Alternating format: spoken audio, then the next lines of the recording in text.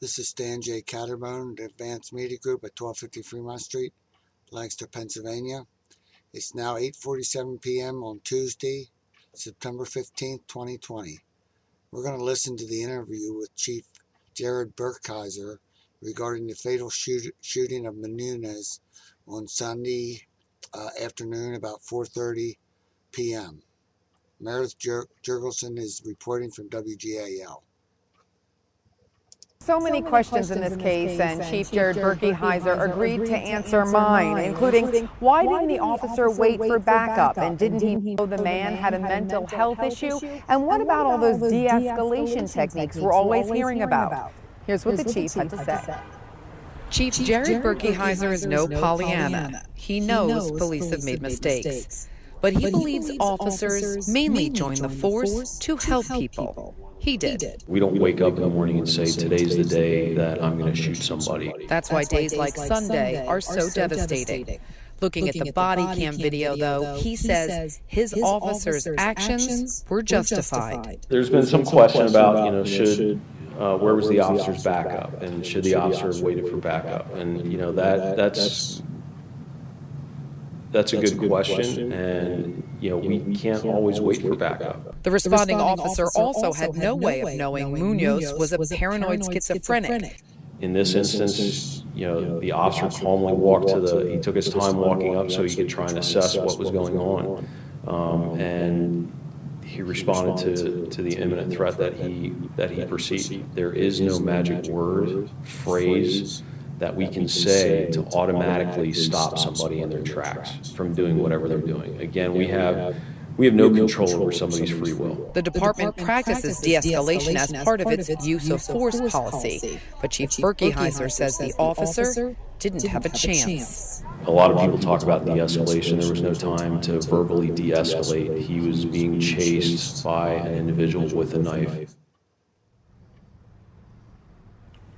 The chief also says he thinks it would have been a mistake to send a social worker alone to the house that day, saying that person would be dead today. He says mental health agencies and police departments have to work together. He also wants to work together with the community moving forward, but he says if protests continue for a third night, the police department here is prepared. In Lancaster, I'm Meredith Jurgelson, WGAL News 8. Now, I have a couple questions myself for Mr. Berkihiser. First of all, I was 302 three times on Lancaster City Police in 2010, 2015, and 2016. On each one of those occasions, there were no less than at least 3 or 4 officers responding to my home. Now, the problem is that there were no incidents when I was 302'd. They were 302s basically claiming that I said this or said that on social media. They were reactive to certain events that were fabricated, but there were no incidents, yet there were at least 3 or 4 officers responding. In fact, in the one in 2015, they broke into my home with the ram they use when they do drug busts. The second question is that there was no taser used. Now, the officer could have used a taser, and that didn't come up in the interview.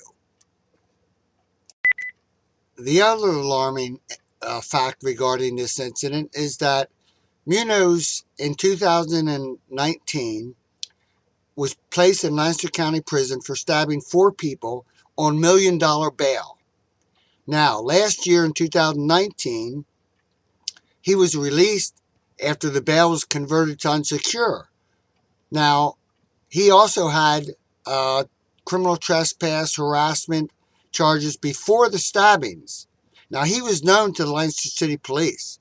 He was well known. And I'm sure when his relatives, I think it was his sister, who called 911, I'm sure they gave his name. So this isn't adding up. This is not adding up. This is Stan J. Caterbone, an Advanced Media Pro Se litigant. It's now 8:52 p.m. on Tuesday, September 15th, 2020.